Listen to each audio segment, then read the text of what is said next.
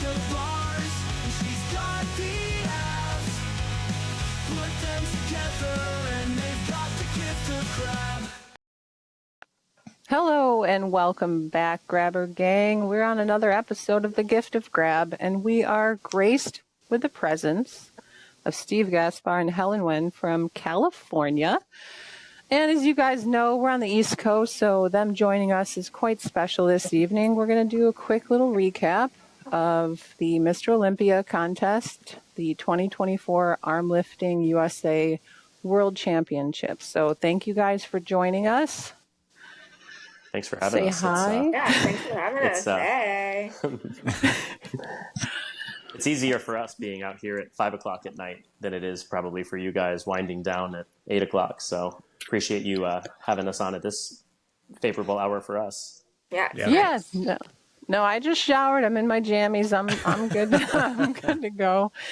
But welcome. And Steve, this was your second Olympia, or no, your first? First Olympia. Yep. I did First Olympia. You were at the Arnold. March. Yep. But my first year officially in grip sports and arm lifting, I tried my first implement last November, the day before Thanksgiving. So I'm coming up on my 1 year anniversary in the sport. Nice. 1 year anniversary. I just hit 2 myself. And Helen, you are brand newish. Just a baby. When was your first contest? Back in December of last year? I couldn't answer that. My timeline of this past year is really off. Steve? I refer everything to Steve. I go, Steve, coach?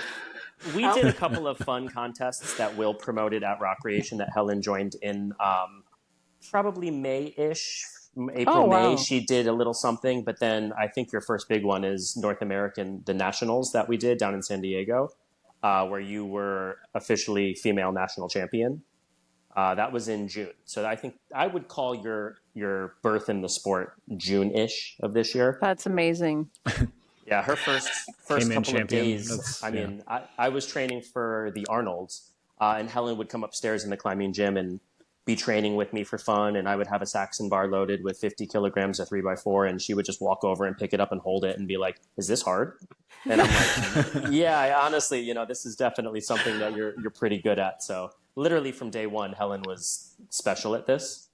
Just a natural. Yeah, so she's good to have around. It's fun to train with her. I mean, I got to tell you, Helen, I knew of you kind of almost instantly, probably from Steve and Will's posts. And I've been a fan of yours because it's kind of unbelievable to start out that strong, and with everything that, like you said, this year's kind of been a blur for you, everything that you've had going on in your personal life. It's just honestly remarkable and insanely impressive, and everybody should be worried about the records that you're no doubt going to set, because I mean it's quite amazing, and you have like a cool, calm demeanor about it. Like the sky's the limit, and I'm so excited to watch what you do. But I'm gonna not fangirl the whole time, I promise. It's scary. No, I was gonna say, you think I have this calm demeanor. I'm just so intimidated. These people that I've been training for, they know everything. They ask me a question, and I go, Steve, earpiece. I need you to talk for me. I don't really know what to say. You got your emotional support Steve there with you, so I'm a coach at heart. Can I phone a friend? Yeah. Yep, that's awesome. No, so I mean, I guess quickly, guys, if you want to just tell us about was your first Olympia experience everything you hoped it would be? Was there I know, Steve, for you, the Arnold was a much bigger, kind of noisier venue in the mix with everything, but the Olympia is its own animal. Did you guys enjoy yourselves? Come back next year? What's the vibe? What's the consensus? I could go first, I suppose, Helen, but I was super fortunate to have friends and family surround me at this one. The Arnold, I traveled by myself, got a hotel room, kind of tunnel vision just to go there and do my best and get my first experience in it. But for the Olympia, I had my girlfriend there. Her family came to visit. Helen was there with me. I had more competitors that I knew. Will Reed, Will Giuliani were there. So it was a lot more of a communal kind of experience for me. Yeah, that's cool. I loved it. I know I heard on Zach's podcast today, it's not usually a two floor event, meaning that the Olympia last year, there was more foot traffic and maybe more attention to the different sports and the different events that were going on at the Olympia. So I will say there was definitely periods of time where it would have been really fun to have a lot more strangers kind of cheering it on and seeing the sport. But beyond that, I would be glad to go back next year. I plan on it. I don't think there's a big contest coming up that I'm not planning on attending at this point. I'm more or less hooked for life on this. So I had an amazing time. And Good. you won the 70s at the Arnold, right? Yeah, so I won the 70s in the Arnold. I won all 3 events at the Arnold. I won all 6 events in the Super Series. And then I won all 3 events again at the Olympia. So you don't really have a choice but to compete in everything. Exactly. And, a little preview of what's to come. I definitely plan on moving up to the 80 kilogram class for next year. Nice. So the days of weight cutting and starving and paying attention to all that stuff are a little bit behind me, and I want to see how big and strong I can get. And there you go. I did do the math, and if I was in the 80s at the Olympia, I would have gotten 3rd place. So still competitive in that weight class, and I think with a little extra training for a few months and a little more food, I think I can stay competitive. And I'm looking forward to having quite a bit more of a challenge than the pressure of just going and trying to be my best every time. So I'm looking forward to that as well. That'll be good. And I don't know if you know or not or want to say, but do you know is Ben going to be doing any other arm lifting competitions or anything?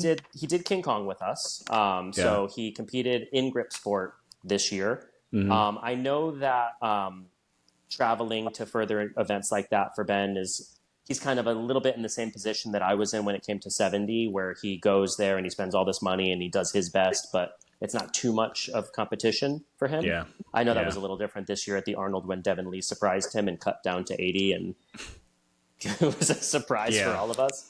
But I can't say for sure if Ben's going to do it, but I can tell you that I'll keep bugging him to do it. My lifetime goal is to beat Ben at a contest. And I don't know if that will ever happen. I can tell you if there's an Axel as one of the events, it'll never happen. But if, you give me Little Big Horn, Logan's lift, and some weird key pinch, and I think I could go hand to hand with Ben for sure. Nice. My experience, it was just, I think I was just traveling so much in the week. It was a shock to come. I haven't done a competition of any sort of sanction since high school. So I was pretty intimidated, not gonna lie. I know my stats, I know Steve kept saying that, you got this, is great. But there were very strong women. There were a lot of people that, just kind of blew me away. I've heard about you, Haley. I've heard about Tammy. I've heard about these really strong women, and I didn't really compete with many when I was competing around here. So I was very intimidated. I don't even know what I would have done if I didn't have Steve, I didn't have Will. I think it really helped that I had a crew with me, the West Coast crew. Very intimidating for sure. People have been talking about doing this for so long. So it was just very scary, I guess, for me. I told Steve, I was like, I've never competed with nerves before. So that was very, very nerve-wracking for me. Competing, it was I picked something up. That's how it started. Steve's like, just pick it up. And even during the comp, Steve was like, during his men's portion and Will's, they're like, Helen, you have to warm up. And I'm like, I'm not competing with you. So that was also a big change of not competing with the boys that I usually compete with. It's just these really strong women, and we're going along, you're waiting, and it was crazy for me. So for Steve, it was, pretty chill for him, but for me, I was like, oh my goodness, so many strong women, so many big women, they're very strong, very intimidating, and I was like, cool. You were visibly nervous that day, and honestly, it was super fun for me as someone that gets to train and lift with you. You're usually so just So matter chill. of fact and so chill. And then you were like coming up to me. You're like, what do I do? What should I do? I do this one? And I was like, you could just relax. You know what you do. You've Yeah. been training for this. You know, I'm very specific with all of our training about logging what we're doing and keeping notes on how we're feeling that day and what we're doing those days. So you can refer back to that. I said, just look in your phone. You know the numbers you hit every single time. It was a little strange switching from kilos to pounds. Yeah, that did throw me off a lot. I We was like, trained in kilos, and every event that I've done up to this point has always been in kilos. And I've gotten so accustomed to my jumps in kilos and knowing my weights like that when Ricardo said we were doing pounds, I was doing my mental math the entire time and double, triple checking with the calculator to make sure. So that was the only weird adjustment for me. They use pound plates.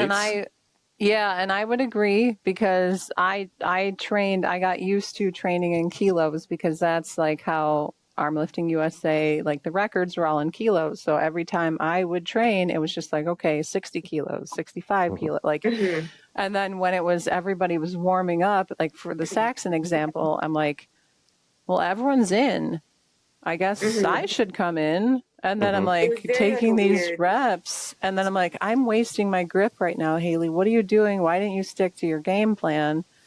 And I wasted a lot of energy just because I felt like, well, I must, because everyone else is in. I'm going to jump in too. And like it threw me off the mental math, and that no one had a chart.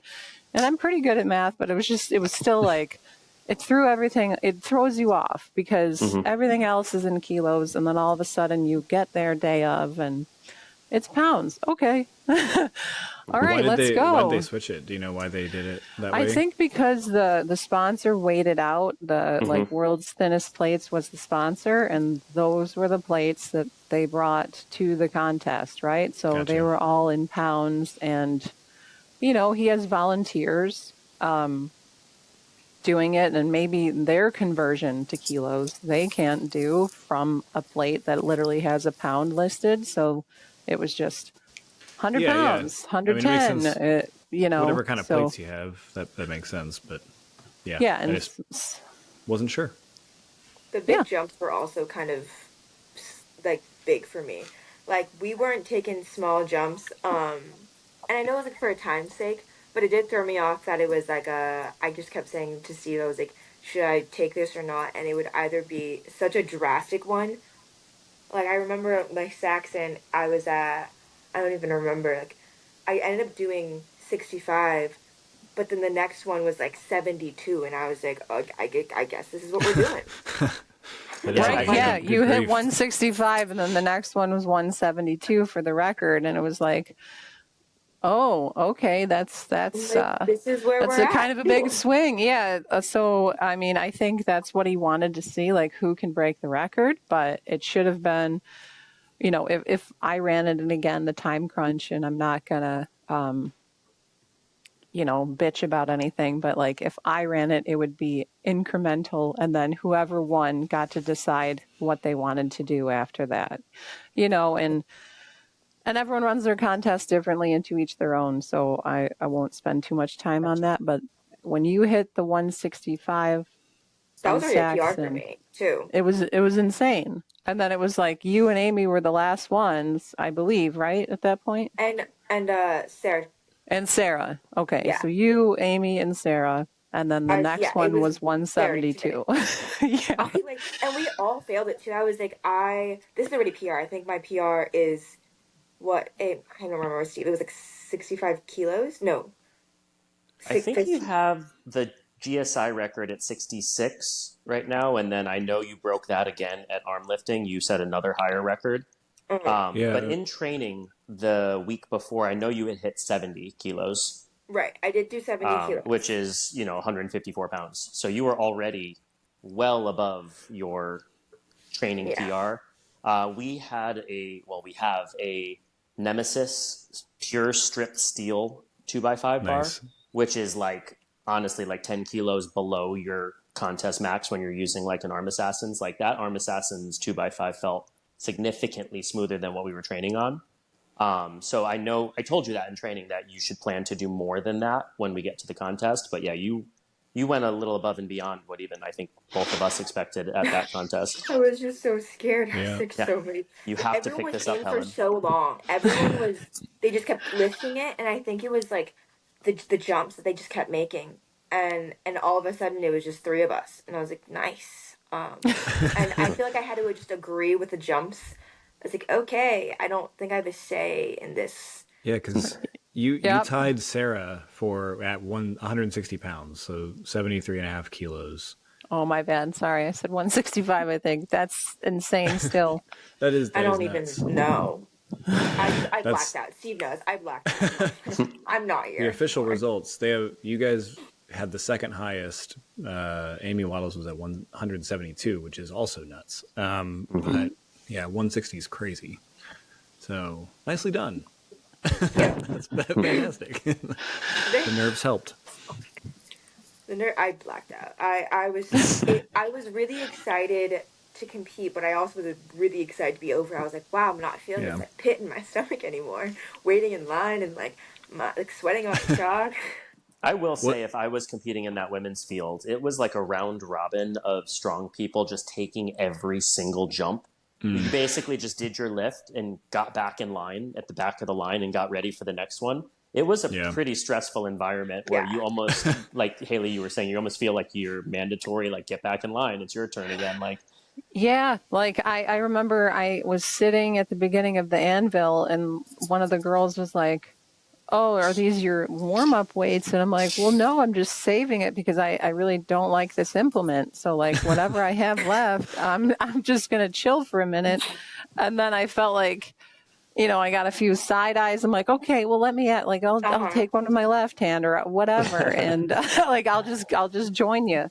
And, but like, that's the thing when you get into a contest environment, certain things will throw you off and you'll have a game plan going in and then you're like, everybody else is in. And then you start to panic, or at least I do. Did I mess up? Did I do this wrong? Because like I came alone, like I didn't have a support network. I didn't have a coach. I'm just like all by myself. And I'm just like, all right, what did you write down on your notes app and your phone? And go with that. And do a quick conversion from kilos to pounds and hope that you got your math right. Yeah. Right. And, and those are the contest day jitters, Helen. And, they'll go away the more you do it and the more you compete. And you're very young. And like I said, the sky's the limit for you. If you want to keep with this sport, you're going to break all the records. And it's exciting. And I'm very proud of the growth that it's seen in even the last 2 years that I've been involved. So to talk a little bit more about the women's side of things, day one, who were you excited to see or just like see in person lift? So, I mean, I heard about you and Tammy the most. You surprised us by not coming in the 80. Helen and I, I'll be honest, we were training against your records the whole season. I was scared. So we were like, okay, it's you versus Haley. Let's go see who. And then all of a sudden you were in the 90 and I was like, oh, that's.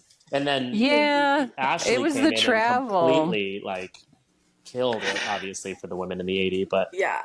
It was the travel for me, right? So I had every intention of competing under 80. And then I have a chronic illness myself, and I just came out of a bad flare up, and I was on like prednisone and like steroids and you should all admit these that here. not like that, not on here, but it always makes my weight kind of fluctuate. And I called Ricardo probably a week prior, and I was like, listen, I don't know where I'm going to be at scale-wise. So do you have room? Is there a 90 class, or is it just open like it was last year? And he's like, I'm not sure. And he was really tight-lipped. And he's like, I will tell you that the 80 and then 80 plus, both classes are going to be very competitive. So wherever you go, it's not going to be, easy. And I'm like, I didn't expect it to be easy. I want to know where I should shoot for. And he like wouldn't tell me. And I'm like, okay, well, I guess whatever I weigh that day is whatever it's going to be. And then I got into Vegas and I was dehydrated and I was drinking as much as I could. And then I got in line and everyone's like, Stumbling where drunk are you? I'm everywhere. like, I have no idea what I weigh. And then I got on the scale and I was 179 pounds. And I was like, okay. Here we This is where we're at. this is where we're at. We're and he's like, I don't think you can lose 3 pounds by morning. You're going to be with the 90s. I'm like, okay. I mean, if you wanted to, you should have called me because I mean, not that it would have been probably the healthiest thing, especially considering if you have autoimmune issues as well. But for all the people listening, I am a weight cutting specialist. So next time that I happens, saw your hit me video, up. like 12 pounds in a day. Yeah, I overdid it. I did 3 days and 12 pounds. I competed at 158 pounds in King Kong and then weighed in at 146 at the the Olympia. And then I ended up competing again at about 155 pounds. So I put on 9 pounds overnight before that event. I just was a little nervous because as well, when I travel, I usually hold water a little bit. So I really undershot my weight for this event. And then the 45-minute flight from LA didn't do anything to me. So I didn't hold any extra water and I got lucky with that. But, you know, in the slight event of there being a tie, you know, the lighter lifter usually gets awarded the win. So I did weigh the least in the 70 kilo class as well. So just in case I needed that little ace up my sleeve, I had that going for me, being the skinniest guy at the event. Well, I think I plan on it for the Arnold, so I'll give you a shout. Yeah, I'll take care of you for sure. Okay. So we'll get the Helen versus Haley rematch at the Arnold, it seems. Then I can't I'm wait. profusely sweating.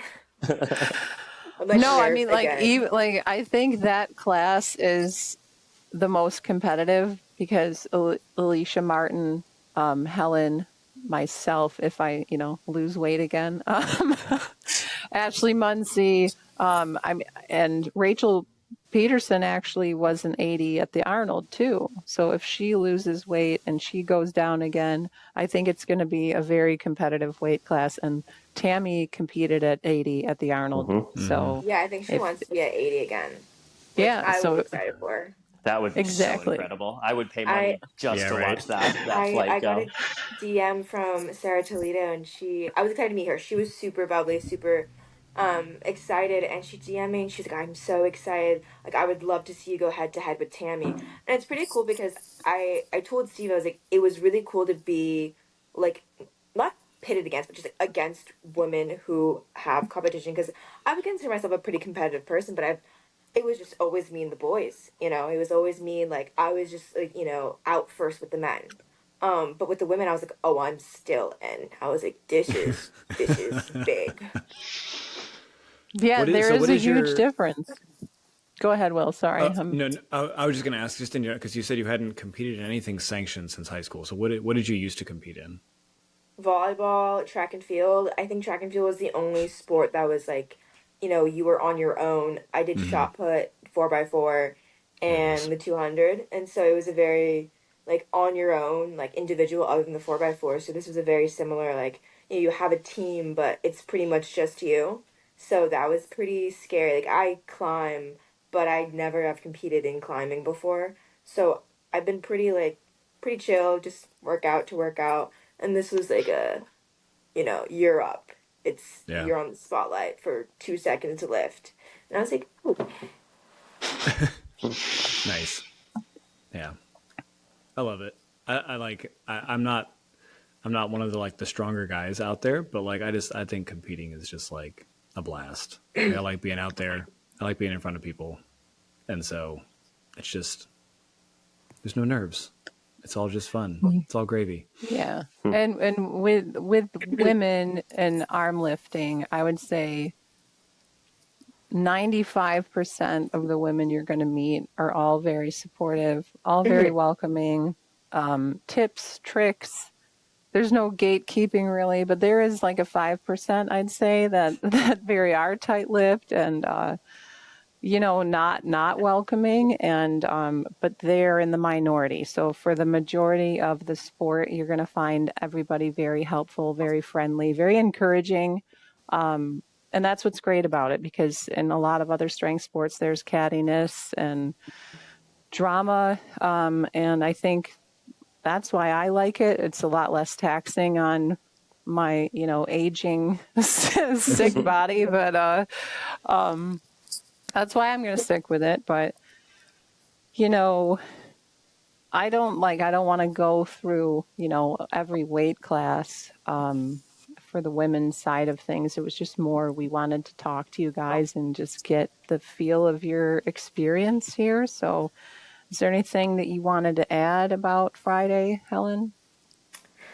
I can't believe it was Friday. That was crazy. I think that was just so long ago.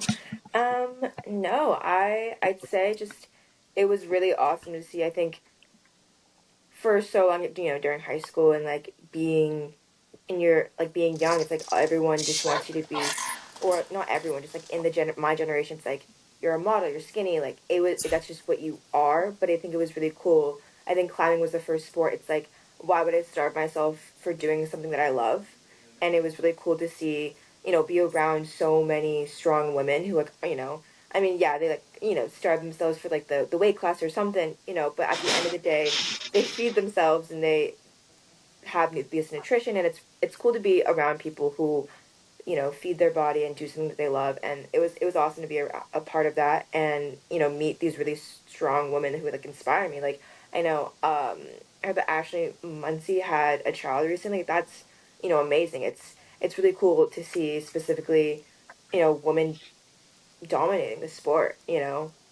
Exactly. And the group that we had there was phenomenal, and everybody's from different areas and different walks of life. And when I first started, my first big contest, was the Olympia. And we had 60, 70, 80, and then 80 plus. So there were 4 weight classes for women. And like the 60 kilo girls, I think there were like maybe 3 of them. So they had just filled out like enough for a podium. And the 70 kilo girls, it was the same. It was just enough for a podium, maybe 4. And then the rest of the women were in 80s or the plus category. So Ricardo's like, well, hopefully if it grows, we can add more classes. And here we are a year later, and, 60, 70, 80, 90, 100, and 100 plus. And that's incredible. Yeah. So what was y'all's favorite lift that you saw that day? Sarah's anvil. Yeah, Sarah's anvil, hands down. I mean, that was I consider myself to be a vertical lift, especially conical shape, like Little Bighorn anvil specialist. And to see, I know what 200 pounds on that feels like, and to see her pick that up pretty, I don't want to say easily, but she got it. And then I think she went for like 225 after that, because Will yelled 225 at her. So she's like, all right, I'll try it. But I mean, she is glued to that thing. That was incredible to watch for sure. Yeah, that was something different. Amy Waddles had her 2x5 at the end that I think she recovered from dropping it and then managed to get it up. And it was like, that was incredible to watch as well. I'm like, because especially with a pinch lift, like I feel like once it's gone, it's gone. And then she lost it and then was like, I'm going to get it regrouped. Yeah. And it was like lopsided, but it was still locked out, and it's still like just badass. Like, but she's one of the greatest. She kind of paved the way for women in grip, and she's been doing this for a very, very long time. And we all owe her a debt of gratitude as far as women in this sport are concerned, for kind of knocking down that door, because if she didn't, this wouldn't be a thing for us. So kudos to Amy Waddles, and hell of a lift, hell of a job. Those were my 2 favorite. And Ashley Muncie just killing it on the anvil as well. As an 80 kilo woman, like, just, I'm going to keep up with you, Sarah. And then it was like, once she was gone, Sarah's like, all right, let me take over. Let me finish this. Yeah. The kids are done playing. It's like my time to shine. Yep, exactly. And her vertical lifts, I mean, she set a record with the Rogue last year at the Olympia, and well more than a lot of the men. And again, the 200 pounds, a lot more than a lot of the men as Most well. of the men, yeah. A Yeah. lot of the I men. bet. I think Yeah, she and- got more than any man got. I'm sure she got more than anyone got on day one, I think, for the men. I'd have to double check that. Maybe you have the results in front of you, but I know that got it 'em was here, me, Ricardo, and I believe one other person left on the anvil, and I managed to get 183, so it couldn't have been too much more than 200 pounds on day one. I don't think so. I'm very certain. I think she had the biggest number of day one, but I could be wrong. I'm not sure. These are all split up into sessions, and so I don't know which. Oh, day one, session 3. Did you say Ashley Muncie, or who'd you say? Sarah. Actually, If you look at session Sarah. one, Oh, yeah. So if she you look did, at yeah, she session did one, that 200. was the Masters men and the 70 men. Got it. Okay. Well, Adam Cohen did 208. Yeah. Okay. Oh, That guy, he always just reminds me of like a really jacked Christoph Waltz. That's Good the only call. that's the only thing I can see when I see him. Yeah, Ricardo was 153, and yes, behind Adam and the men, it was you with 183, Steve. So that means Sarah had the second highest anvil lift of the anyone day. on of day day one, one. Yeah, which is amazing. That's incredible. that's yeah. awesome. So yeah, that was awesome. I mean, that was a highlight for sure. That's really cool. Yeah, she just walks out there like an assassin with her silver shoes, and like Dude, she her is so glittery humble. hair. Just so chill. I don't even think she, like, her face, she wasn't even, I wouldn't say she wasn't trying very hard because it was so goddamn impressive, but she didn't even look like she struggled. She just wrapped her hands around, it took a little second to get her grip, and she just, whoop. Just I did was it. like, okay. No big deal. Yeah. Sarah also did something super impressive part way through the day where we were all sitting there, and when someone fails on a 2x5, everyone's got the idea, let me spin it upside down and try it, which never works because it's not helpful. Still 2x5, but yeah. I was sitting next to Will Reed, and Sarah failed a 2x5 lift and then flipped it upside down. I said, oh, here we go again. And then she picked it up upside down. And I looked at Will, I went, well, I guess that worked for her. So yeah, I mean, she's always been one of my favorites in the sport to watch ever since seeing her at the Arnold. And, just her calm, soft-spoken, she seems like such a gentle person that has just so much power that, it's a really cool juxtaposition to see her lift like that. Yeah, that's what I mean. Like the silent assassin. Like she's just. I think the first time I saw her was the 2023 Arnold. I think it was her and like Gabby Dixon going back and forth on something, and that was a lot of fun to see too. They just two super strong people just going back and forth on whatever lift it was at the time, but it was awesome.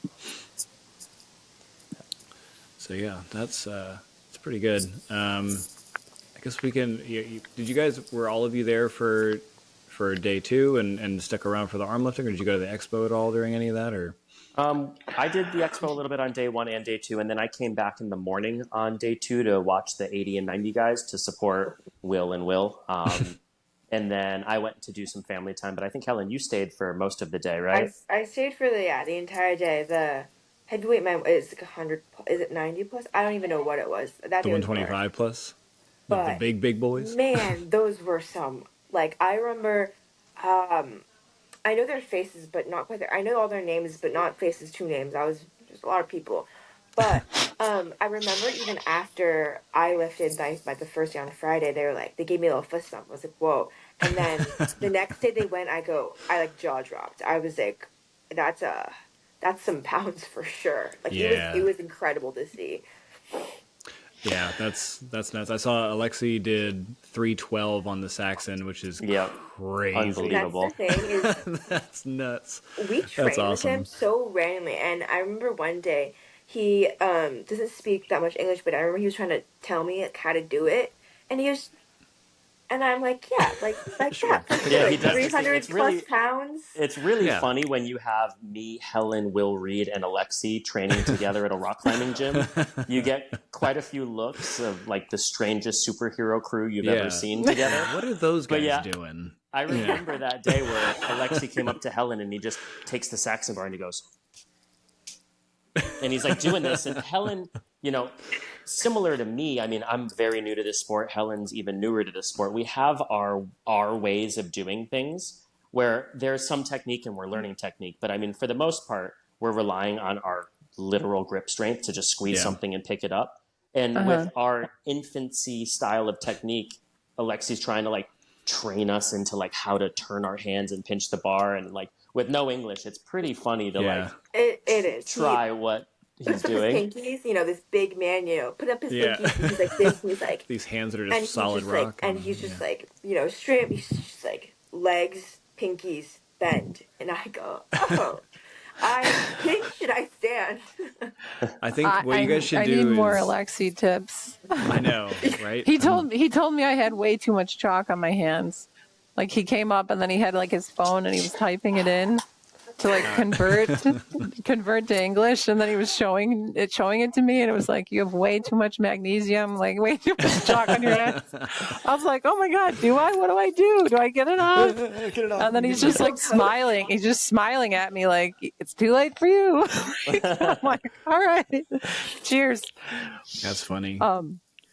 You guys should film do it in like black and white and make it like speed it up a little bit and put some like old timey music behind it. Oh, and have like a you know, no, I know exactly a what silent you're talking movie. about. Yeah, like a Charlie Chaplin type thing with Alexi teaching It saxophone. would be so funny. That'd be great. I think it was like 5 minutes of me just going like, He's just I don't know. Like I just and Will's like trying to back him up, and I'm like, sorry guys.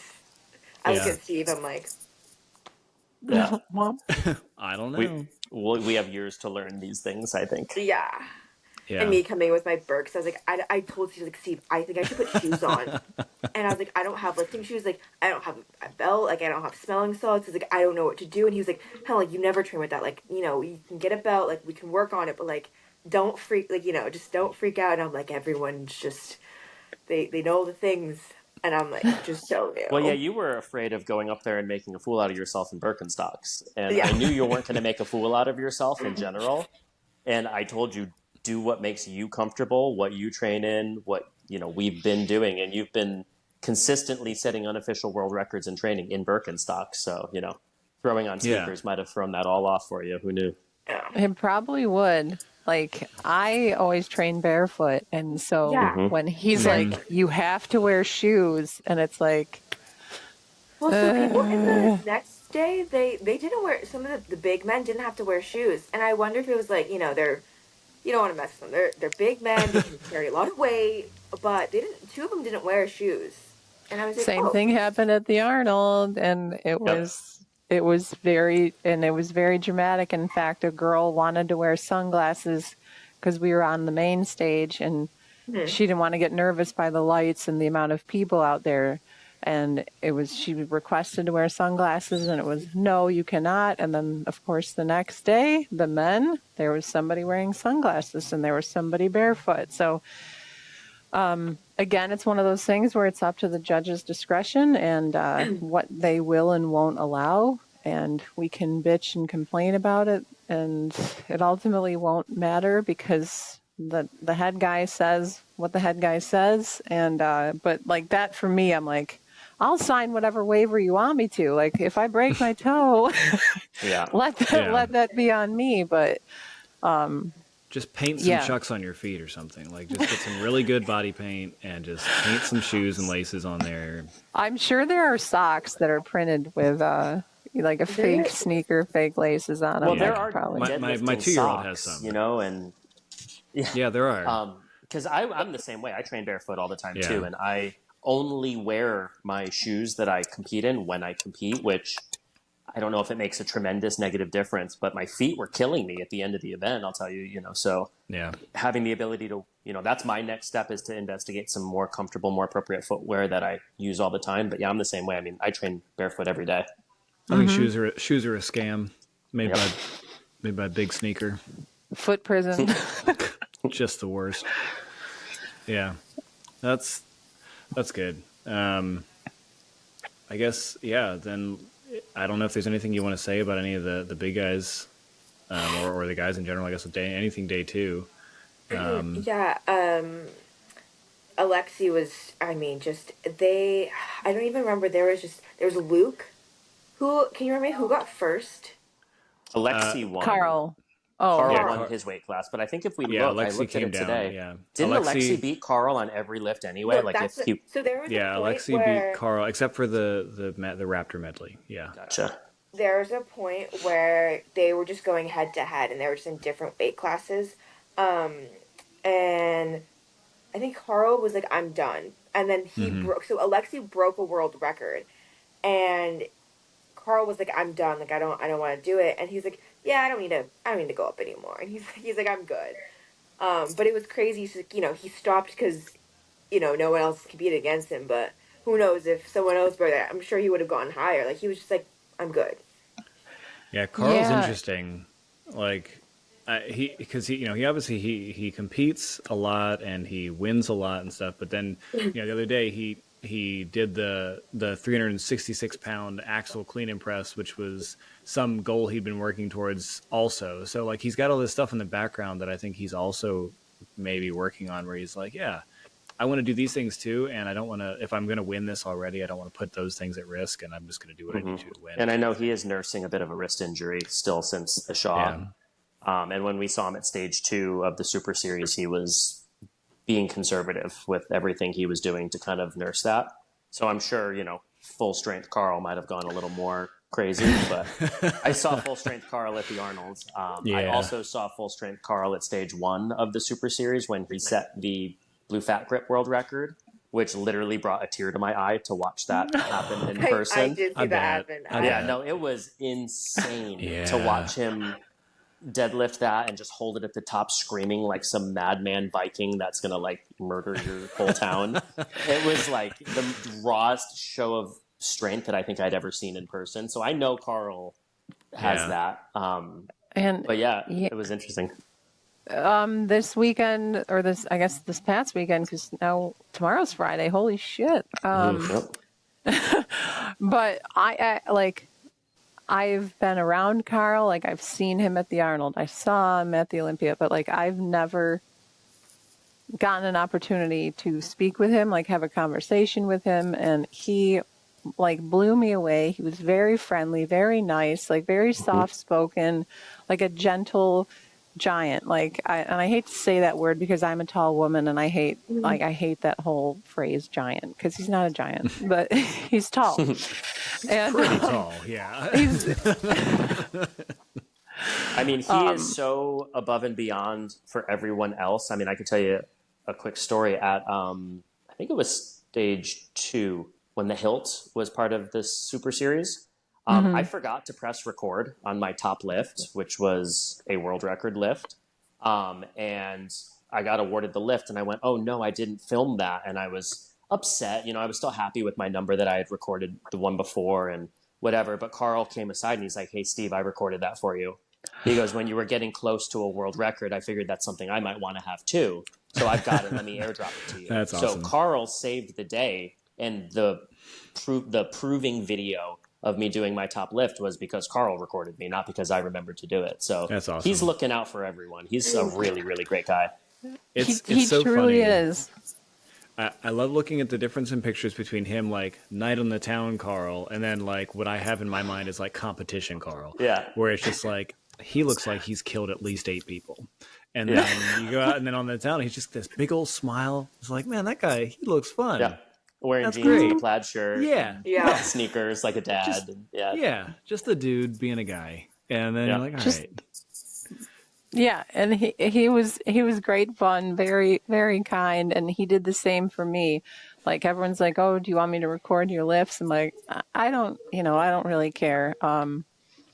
And I've said this before, like, arm lifting lifts are incredible, and it's an incredible feat of strength, but it's not like visually stunning. And I was like, no, I'm okay. Like, it's fine. Whatever footage, pictures I get at the end is enough for me. And Carl actually recorded my anvil and my Saxon and the medley. And I was just like, you sweetheart. I thought Anna was going to be the only one doing it for me. And then he's like, no, I got him too. And I preferred his angle actually, so I'm like, I'm gonna steal yours. But really, really, really, really great guy, and they always say like, don't meet your heroes because they'll disappoint you. Not Yeah. the case with Carl. Not even He's close. very, very great, very kind and humble, and Yeah. couldn't say more about him. And here I am yapping, doing most of the talking, and I'm sorry. So yeah, Helen, you had mentioned Luke as well. Like, Yeah, it was just kind of crazy to see, different the men in different weight classes. Like, I mean, I guess it was like the same with women. It's like the top from each, weight classes just like going neck and neck. And it was kind of amazing to see like the amount of mass these men can like lift with yeah, being, this person that have like, pound for pound. Like, it's kind of crazy how much Alexi could do comparison to Carl. Like, the comparison was just crazy. Like, at, at the end of the day, it's a lot of weight, but it was crazy to yeah, see them each like have their little routine. And I don't know, it was just something that I've never really seen because the comps that we have are just so small. yeah. So it was just something just to watch in person was just like honestly thrilling. Like, I've never been, other than the Steve was talking about Carl breaking the record, just like being this warrior man just screaming. That's also another thing is everyone's celebrations were really silly. There's Sarah that's like, you do this 200 pounds. She's just like, and then, I was seeing Carl, everyone just like screaming, and I was like, wow, that is, that I mean, you is bring what up an has, interesting point, Helen, that I think, some people might not know about you, as a matter of fact, about the difference in weight classes and seeing the top end and the bigger guys in each weight class. But you weighed in at 71 or 72 kilos, I think. yeah, like You're at 71, the 50. very small end of an 80-kilo lifter. So, as you grow and get stronger too, you've got a lot You got a of room lot of to room get to grow. stronger, Yeah, to, put on some more size and muscle on your frame as well. And, you're already one of the top people in that class with, 10 more pounds of muscle that you can at least, 80 kilos is up to 175 pounds. So you've got room to grow. Fun fact, Yep. I was at one point in my life, I know, I like dislocated my elbow like last or 2 years ago, and I went on a bulk just because my doctor was like, you should go on a bulk, like you should, feed your body, you should, your elbow's not gonna get any better, your tendons, tore and whatnot. And so I went on a bulk, and my heaviest actually was 180. And so I like know I'm capable of getting that, to that weight, but I'm interested to see like my body like fluctuating within this. I told Steve, I was like, I'm glad I got second because like now I know like you have to like gotta train, you have to take it very seriously. And it's not that I wasn't, I just didn't really have the ability to. But I told Steve, I was like, after this, I was like, I'm locked. Like, seeing like a really awesome community, like it was really cool. It was yeah. inspiring. And half the people like, Haley, I didn't know you had kids. I was like, oh my gosh, like these like I was like, wow, full mom alert. Everyone was, and then Sarah had kids too. I was like astonished. I was like, wow, these people like cool moms. Most of the people who listen to our podcast, according to Spotify metrics, are between the ages of like 35 and 45. So most My in my most of mind, them are age there. doesn't make sense to me. I go, yeah, they should be like they're older than me, but I don't really know by how much. Like Sarah's age jaw dropped to me. I was like, That again, yeah, like especially like because our generation is aging so well. Like if you watch a show from the '90s, like George Costanza was like 27 34 or or something. something, yeah, or like 30, and we're like, damn, I'm his age, like like what the hell, like I don't look that bad, and it's just it's the way. So age doesn't make sense to me either, and I never know how old anyone is. It's like, are you old enough to drink? Are you old enough to vote? Do you have kids? Are you a grandparent? Like, there's like gaps, and like in between, I don't really care. I feel like we're all the same age. But Steve, so you said that you would like to gain weight and go up. Is that a goal for the Arnold for you? Or is it like, I'm going to Absolutely. see what happens? Okay. It is definitely my goal moving forward. I'm not so naive to think that in the next 6 months I'm going to gain 10 pounds of pure muscle and show up at the Arnold's looking like a jacked version of myself. Yeah. It's not going to happen that fast. And traditionally, I mean, I'm not 100% sure because last year was my first Arnold, but I have a feeling that the Rogue Axle will probably make another appearance at the Arnold. And deadlifting, pure deadlifting, is by far my biggest weakness in the sport. So if that's an event at the Arnold, I will definitely still go to compete, but I won't have any preconceptions of, oh, I'm going to go and set records, or, you know, a podium would be a huge goal. But, you know, in order for me to podium in the 80 class anytime soon, I think it's going to have to be a very special set of events for me, tailored to me. But, you know, that is definitely my goal moving forward. I know Will Reed, if he's listening, has this little side quest where he wants to cut to 70 and meet me in the 70 class and see what would happen, which would also be super Spicy. fun. But naturally, I'm just not going to. I mean, I'm a sports nutritionist. I study nutrition very carefully, and I have a very good handle on what I eat and the foods that I put into my body. And I'm just going to make sure that I hit my goals, but not be so concerned with calorie count, and eat enough food to grow in the proper way and just kind of see what happens naturally. I don't see myself getting much bigger than 163, 165 pounds within the next year. That would be a big jump. So I'm going to go to the Arnold's and compete in the 80, unless by some weird genetic freak magic I don't gain any weight and I just get stronger and stay my size. I'm not going to force feed myself to the point of I need to grow. But I think my next big challenge will be next year's Olympia. If it's similar events, or if it's a pinch thick bar and 2 vertical events. You know, I trained with Will Reed, and he's definitely a little bit ahead of me, but I don't think I can't close that gap with another year of training and growing a little bit. But yeah, to answer your question, I think 80 is the next step for me. If for no other reason than, you know, selfishly, I want to compete against more than 1 or 2 other people in my class. I want to see how I stack up in a larger field of competitors. And, you know, in order to do that, I have to step up in a weight class. Yeah, and I think that's a safe bet as far as the axle is concerned, because Rogue, like, the headquarters are in Columbus, Ohio. It's a Rogue sponsored event. Rogue is the sponsor of it. They want to see their branding out there. So I think it would be safe to say we'd see the grandfather clock and the axle again. I don't know, but I'm going with that assumption. So I actually trained axle tonight because you gotta get back going. You can't, take too much time off because it's growing, and everybody's chasing each other. And Helen's over there smirking because deadlifting is her favorite thing in the world. So she's looking forward to that axle for sure. Yeah, I was like, Steve's got me through all my comps, but I could get him through deadlifting. I think we're probably tied, honestly. If we went to an axle comp, you and I, Helen, I don't know which one of us would come out on top on that. It's pretty close. I broke my knee in high school. I tore my ACL, MCL, meniscus, and so since high school, like in my senior year, I was just training legs to get really strong legs so I wouldn't break again.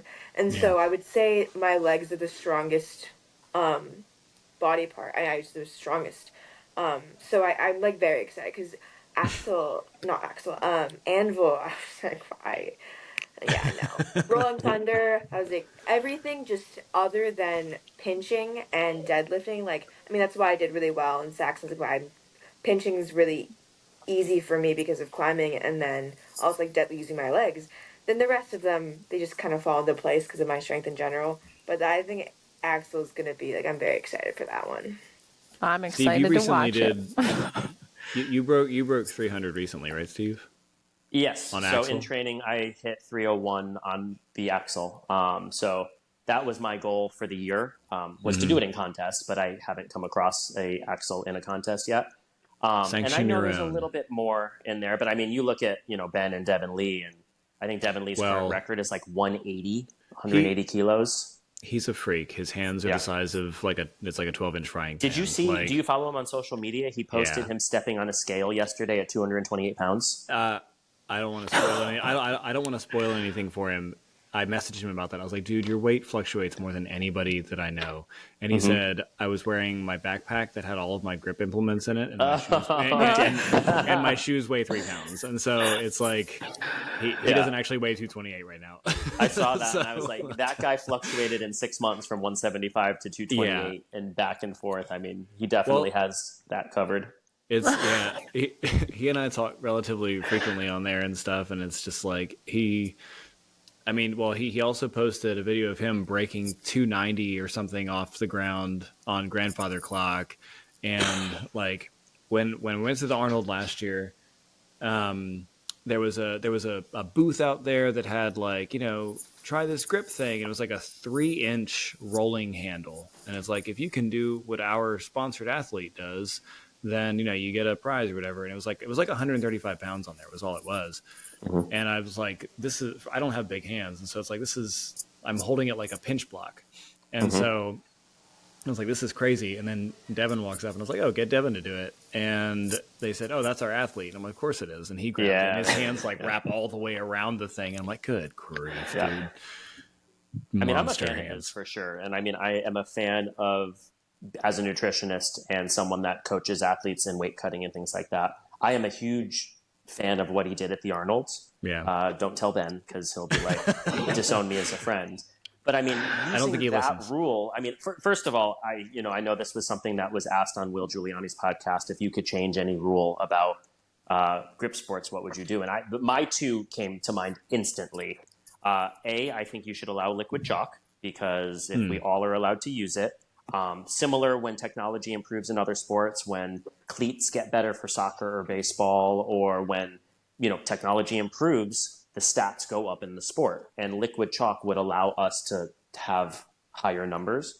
I realize that it's such a traditional sport, and because the forefathers of our sport didn't use liquid chalk, we're comparing ourselves to them, which is the way that Will explains it to me, that, so I understand that. But the other rule that I would change immediately is I think all weigh-ins should be 2 hours ahead of lifting for everybody.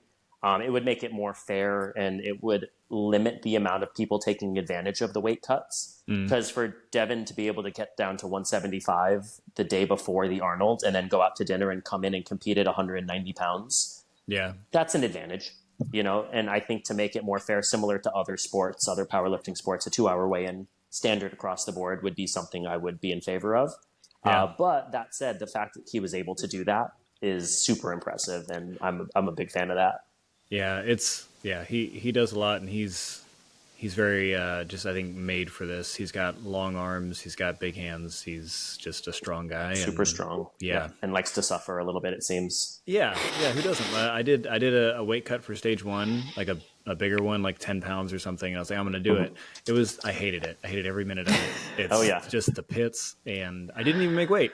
I was like a pound over, and I was like, well, this sucks. All of that to compete, depleted in the normal weight class you would have been in the first place. Yeah, exactly. Oh, no. I was like, man, this is really cool. Thanks, me. Yeah. So, how long did you try to take to do it? Over what period of time? It was a week. Like it was, So I was I guess it was a little over 10 pounds. So I was like 210 on Monday morning, and then I had my comp on Saturday, and I needed to be under 198. So, didn't happen. But it's call me next time. I got you. Yeah, guys. I know. Yeah, I got it now. Well, Will Reed asked me one time, "Hey, why don't you cut down to the 80s?" And I was like, my brother in Christ, I haven't been 80 kilos since I was probably, 20 years old. Like, it's been a long time, 22 maybe.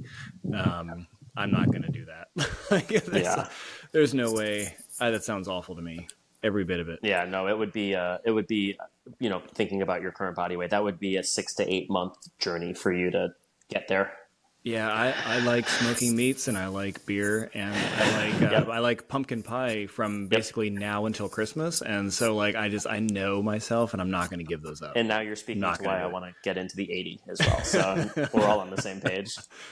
I have a question. You mentioned rule changes, and this was something that I heard about from Worlds, and so I want to get your thoughts on it, if you feel like speaking on it. And I don't know if you were there for it. Helen, you probably were, because you were there for the whole thing.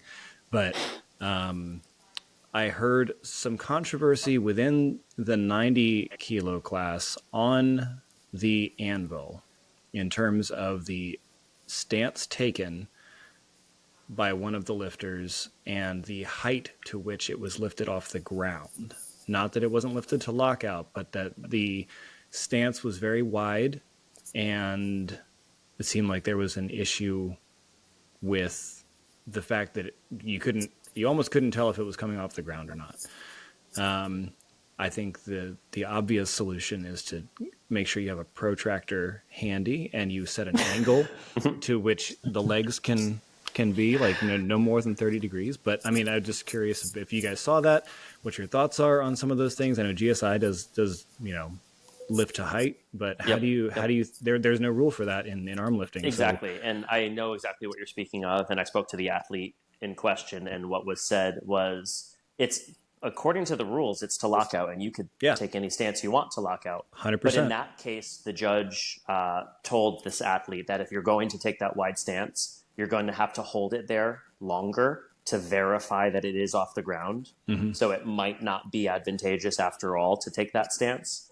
And then after that was said, that athlete went right back to a normal stance and was lifting with a similar stance to everyone else. But, again, the rules are the rules. And if it doesn't say to any height, you can lock it out from that stance. But as you said, it was hard to tell if it moved much at all. Mm-hmm. So, in some cases, as we all know, because we compete in the sport, holding an implement at that lockout for 5 seconds to verify that it actually came off the ground sometimes isn't going to help you very much.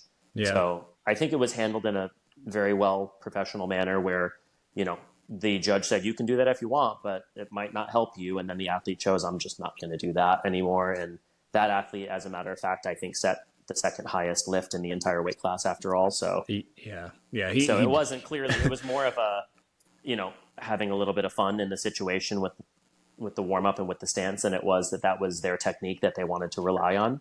Got it. So I think that was handled pretty appropriately.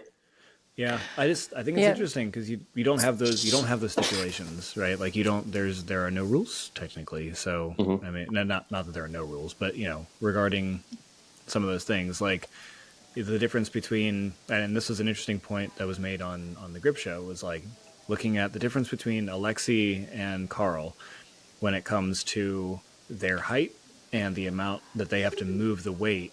It's like, okay, yes, like Alexi was in the lower weight class, and so their top weight was 90 kilos, and Carl's weight class, it was 95. So, like, how would they have compared to each other if they had been in the same weight class? It's like, well, you also got to look at Carl's 6'10" or whatever, 6'8", and then Alexi's, I actually can't tell because he's always around the really big guys. So about 5'10". He's not that much taller than we are. Yeah.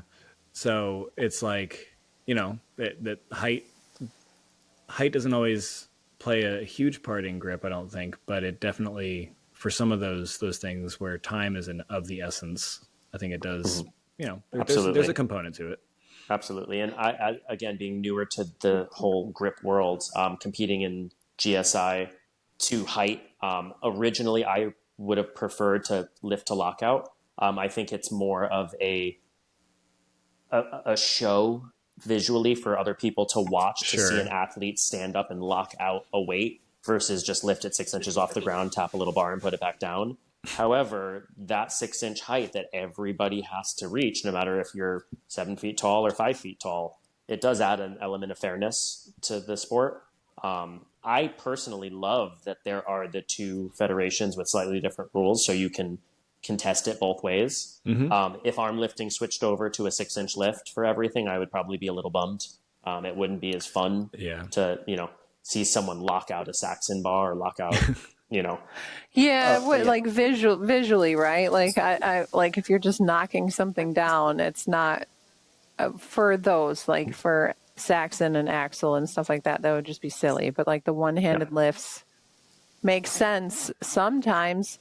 And, but that being said, like, I don't want to cut you off, but like some of the women were given platforms to stand on during the anvil. I think like the masters women, and some of the lighter women. And then once we got going, it was like, we're not doing that. You guys, you don't get that opportunity to do it. So some of the shorter women, like even I was watching. I'm like, is that off the ground? Like, Well, the end Yeah. is is that like a this lift? long Because it's anyway. like, It's a huge yeah, implement. so It's a huge implement. it looks so small, but then like I'm 6 feet tall, so like when I do it, it's clearly off the ground. When Sarah does it, it's clearly off the ground. So And it we're was using very, the Grip Genie pin, which I think is like 13 or 15 inches also. So it's even a Oh, taller really? pin. Yeah, It's, it was I a think super it's tall pin. It's 18. Yeah, I've Something got. like it was a very tall pin as well. So I mean, it around was here not somewhere. moving too much for some people. yeah, exactly. So Yeah. I thought that was an interesting, like monkey wrench kind of thrown. Like, okay, you guys can use it, but not you guys. Even though we had some girls in the 80 class, we had some girls in the 90 class that were pretty short, and it's Yeah. like, okay, how are we? Nope, you're on your own. You better find a way to slide a piece of paper underneath that. Yeah. That's usually in here. I'll stand on two like 45 bumper plates because I have the Grip Genie pin, like because it's 18 inches compared to like the 15 or whatever. That's kind of the standard, I guess, for a lot of places and stuff. So whenever I'm training for stuff, I always make sure that I'm at least not doing the minimum, I guess, in that sense. But if you want spectacle, then, and we want to do it to a height, I think we just connect a car battery to a couple things. So whenever you hit the pin, sparks, and then there's your spectacle, and then it's no longer boring to watch. We got to think of something like that for sure, or just who could throw the implement the furthest with There it the is. most amount of weight. Yeah, that's cool. You just big old sling with it. Combine Highland Games and grip, and you throw a rolling thunder handle with as much weight as you can, as far as you can. Yep. Well, Even put some pins Done. at the end. Try to knock those down while we're at it. Yeah, bowling, man. Golly, the Arnold has to say yes to that. Yep. Main stage, baby. Say bye-bye, strong man. I hope we're all on the main stage next year at the Arnold. That's my. That would be cool. I have a feeling 70 and 80 might be in the room again. I want to hide. I don't. Oh no, you'll be on that main stage. You'll be that for was sure. my favorite spectacle of my entire year of arm lifting, was watching all of you guys compete on the main stage. And I mean, at the Arnold, there was hundreds of people, strangers, just walking around that came and saw that and sat down. That was awesome to see the sport in that light. I don't want anyone watching me. I loved watching. Don't get me wrong. But put a paper bag over my head. I do not do well in front of crowds. Maybe you should just wear sunglasses. Ask Ricardo if you can lift backwards, if you can lift facing the back of the stage, and then have the judge honestly, move to the side. you really can't see more than the first row.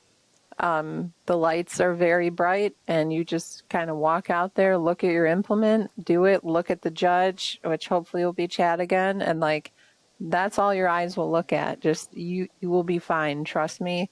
And I will be there, and I'll hold your hand, and I'll hype you up. And like, You say that, but then I'm like, in my mind as a kid in orchestra, I'm like, looking at the conductor, it's like you have to go, and I'm like, I don't want to go. aw. You don't want to hold hands, Haley, because you have to save your strength for other lifts. There are some female grip competitors that do not shake hands, do not high five. I was like, great to meet you, and they're like, I don't do that. I'm like, all right. No, yeah, I was new, and everyone, I think, people knew. I mean, I don't know, but some people were like, oh, I know who you are. And then, I don't know if they were nervous, but it's like, hi, like, you're Helen, right? And like, yeah, like, okay, walk away from me. I go, okay, so that's Okay. Yeah. There's no awesome. like, nice to meet you handshake. It's just like, okay, cool. Yeah, the only ones that, came, I was so nervous. I was like sitting down, and you were like, you started talking to me. I go, oh my God, thank God someone's talking to me. Tammy, introduced herself to me. She was super sweet. Sarah too, but the rest of them were just big and scary and strong, and you were like talking to me. I go, oh my gosh, like someone's talking to me, yay. I think there is a little element which is not necessarily a bad thing and happens in a lot of sports and a lot of high-end athletics where you're the new guy for a minute or you're the new girl for a minute, and you kind of have to, I don't want to say pay your dues, but not only is this the first time they're meeting you or I, but you're slated to go do really, really well, and that's intimidating to them in a sense. So I have a feeling from what I've learned, there were certain people that weren't as friendly to me when I started that since I have started have become really close friends, and now we communicate. But I think, it's just a sense at first of the new guy syndrome a little bit. And, the next time we see everybody, I'm sure we're going to be loved even more. And someday there's going to be a new Helen here to take all your records, and we'll see how nice you are to her. So I was going to say, then you could say I have okay a to belt her. now. We got a belt. Yeah, funny. I mean, I also think it depends on the person too. Like I'm welcoming. I don't care Very. who you are. Very I will welcoming. talk. I will talk to anybody. If you're a veteran, I will show you respect. But if you're new, I will show you the same respect. There are people like that, and there are people, like you said, Steve, that where it's very like, this is the old guard, and you got to pay your dues and prove that you're one of us, kind of thing. But that kind of limits the growth of the sport, in my opinion. So I'm personally against that. I'm very welcoming, and I'm very like, the more the better, because even the people at the top need to be pushed, and they need to continually be pushed. Like, Yeah. you can't just rest on what you've always done. You got to be like, somebody's chomping at my heels. I got to keep improving. And that's how we're all going to get better. And that's how these records are going to keep getting set and keep getting broken. So, yep, exactly. And as the yeah. sport grows, it is better for all of us. As you said, someday you never know how big this sport can get. I mean, to be at the level that we're at, I mean, it's pretty exciting. Yeah. And we're in its infancy still. And even though it's been around for, 15 years or whatever, it's now just picking up steam. So we are still in its infancy as far as growth is concerned. And that's exciting. And it should be exciting for everybody to be a part of. And if it's not, it's unfortunate. And, but here I go again, probably going to get in trouble for these comments, and Will's going to get the brunt of it. And I apologize, but No, see, well, My I mean, phone kind of. is at 3%. Just a fair warning. okay. No, yeah, we're going to wrap it up. I think we've I done a don't good want to just like job. disappear. Like, poof, I'm gone. Vaporize into And I space. never come back, and I never compete ever again. These are my last words. Yep. We're just gonna say we got really pissed off at Helen and kicked her out of here for Back to the wanting future people to be photograph. welcoming. Yeah. Yeah. No, I mean, it was a pleasure kind of chatting with you guys. I treated Vegas like a business trip. I was in and out. I really didn't get to do much. So I'm glad we got to do this. Get to chat with you guys a bit more, get to know you more. And we'd love to have you guys on again, individually Anytime. or together. Yeah, like the I West could Coast also tell crew. you, and I'll speak for Helen on this one too, you will be seeing us quite a bit again. Awesome. We love it. We're here to stay. I mean, we're already back. We're training. Looking forward to the next one. So, I mean, we are lifers in the sport, I would say, at this point. Steve went, he put a fishing rod out, and he just went. I remember the first time, it was like, because he was like working out upstairs, he was training, and I was like, that doesn't look that hard. He goes, okay, pick it up then. And so I picked it up, and he was like, Easily. And Like, the she picked moment it up, I she was did like, that, yeah, it's not that hard. I'm like, was okay, like- that's my working weight for today. Yeah. and after that, I was like, okay, like it's always just been like a, okay, bet, like someone dares me, like I'll do it, and now I'm just like, okay, like now it's time to start doing it, start training. And it's cool, and I told Steve, I was like, I'm locked now. Nice. I love that. we're I'm so lucky. excited. And I'm glad that this is kind of a SoCal what's in the water recap. I will say this, and we could kind of take this as like a final thought, but I mean, we are surrounded by the best, some of the best, if not the best athletes in the sport within a 5-mile radius of us. I mean, Alexi trains at our gym, Will Reed, Will Giuliani, Helen, myself, even a handful of other climbers have competed in the Super Series, like Paige Elliott. She was one of the 50-something, the smallest ones. She's an athlete that we train with that's on our climbing team. She, I think, won stage 1. So, I mean, we are surrounded by super strong, super psyched athletes. And that, to me, I know you say it's the LA River water, but I think it's more about the people that we get to train with. I mean, we see these world record feats happen in training all around us all day, and it's just almost normalized. And I mean, to put yourself in that bubble, it's a pretty cool place to be. Yeah, So, for sure. Yeah. all of you move out here, and we'll train in Southern California. We'll be in Santa Monica. We'll go to the beach when we're done, and we'll have a Yeah, great I time. was like, Sarah, please come here. I was like, you wanna hang out? Please. That, honestly, I mean, it is amazing to have a crew of people like that because you keep pushing each other and you keep raising the bar. And I mean, anybody out of California or Eric's in Ottawa, his crew, it just seems like Yeah. he's building a community around it. And so are you guys. And it's beautiful to see. And I'm hoping to where I live. It's just like trying to get anyone interested is like pulling teeth. But I'm gonna just hang out at my climbing gym and maybe get a few more There you go. recruits. And But- are you coming to the World's Strongest Grip for Will's contest in January? I'm almost 80% sure that I can. It's really depending on Nice. my father's health. He has another biopsy scheduled in 2 weeks, so we're gonna see where he's at. But just it being the time of year it's in is kind of tricky for me. But I'm really hoping to make it work. So. Hopefully you guys do, so we can plan a little fun training session around it, if nothing else.